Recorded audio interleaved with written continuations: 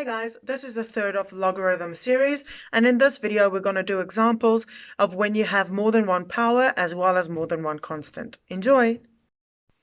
For the following two examples of logarithms, our equations has to have more than one power and it has to have a consistent term. So there's two ways of solving these problems. The first way is by making the base numbers the same, which is going to be this example. And the second one is by making the powers the same, which is going to be the second example. So let's get into how to make the base numbers the same. So we know that the base number is the number written at the bottom, and we want these numbers to be the same.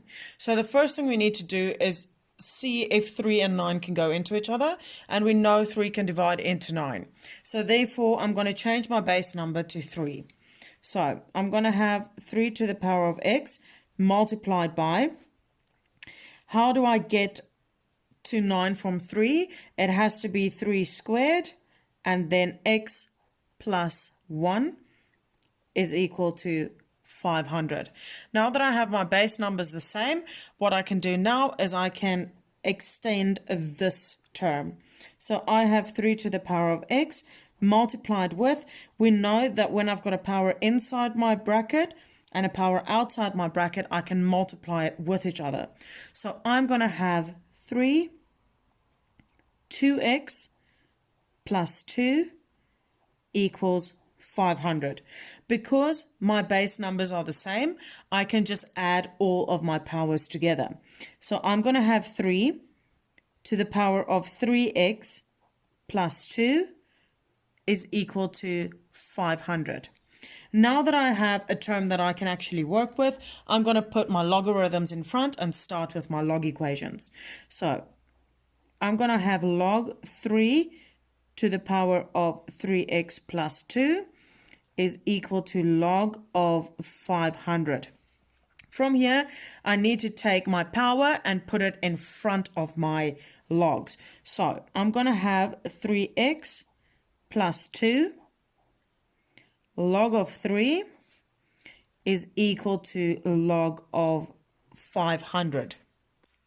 In the end, I want the value of x. So the first thing I'm going to do is get rid of this log 3. What I need to do on the left, I do on the right, and I need to divide by log 3.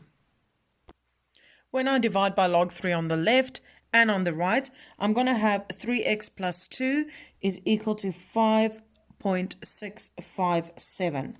Once again, I need to have my x alone, so I have to take this positive 2 over to the other side by subtracting 2, and that final answer then dividing by 3.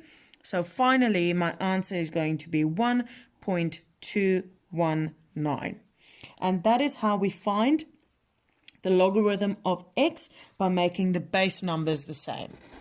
What we're going to do now is we're going to use the second example, which is the exact same equation, but we are going to make the powers the same instead of the base numbers. The first thing we need to do is we need to get rid of the two different powers I have up there, so we need to split that up. It's going to be 3 to the power of x multiplied by 9 to the power of x multiplied by 9 to the power of 1 is equal to 500.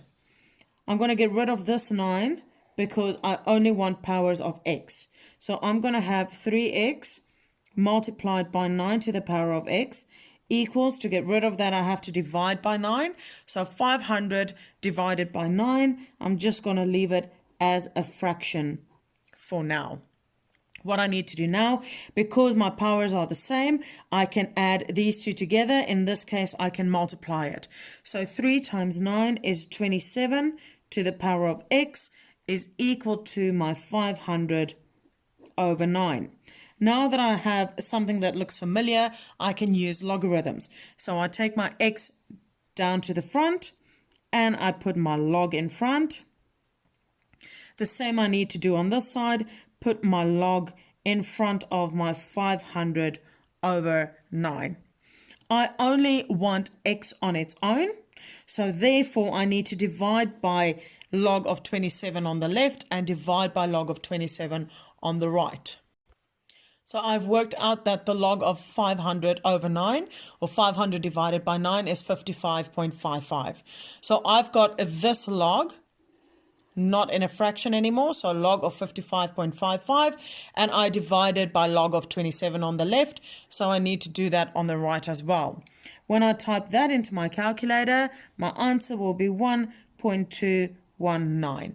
As you can see, using two different methods with the exact same example will give me the exact same answer at the end. I hope this clip helped. If it did, please like this video, subscribe to my channel, and share it with anyone it might possibly benefit. If you have any questions, please leave it in the comment section below, and I'll get back to you as soon as I can. Also find the link to the rules of logarithms over here. See you next time. Thanks for watching. Bye.